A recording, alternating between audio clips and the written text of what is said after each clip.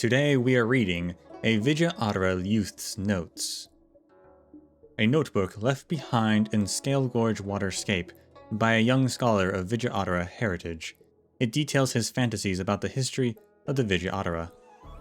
My teacher says if people don't remember where they come from, then they'll be similarly confused about which direction they should go. School's out, so I've come to the Scale Gorge Waterscape to find out about the history of us Vidyadhara. In our textbooks, we came out of the primordial ocean, a roiling deep just like this one, but far vaster than the tiny reaches of these luminescent depths.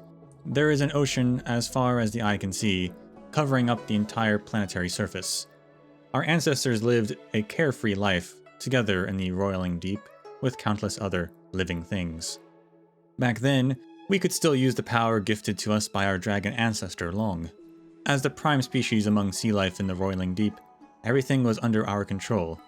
If a fish species was too bony, we'd remove the bones from inside their body. If a sea beast was too small, we'd fatten it up and make it proliferate. And if a seaweed was too bitter, we'd sweeten it until it was delicious. My teacher says that back then, we could use our powers derived from Long to change the form of any creature, as easily as children playing with modeling clay. Our ancestors could modify fish into a thick mountain of meat and gouge meat from this mountainous mass whenever they wanted a bite to eat. Back then, crabs could have thousands of legs, each leg filled with delicious crab meat. I wish that we could go back to those days, but my teacher says that we can never return. One day, when we could no longer control the powers of our dragon ancestor, all of the creatures in the entire ocean became our enemies. The fish were toxic, the sea beasts hostile, and even the seaweed could prey upon us. Later on, even the microscopic creatures in the roiling deep became dangerous. They multiplied until the oceans were no longer fit for our survival. Even later on, we became a member of the Shinjo Alliance. Life is good aboard the Shinjo, but the freedom of the ocean is something we will never know again.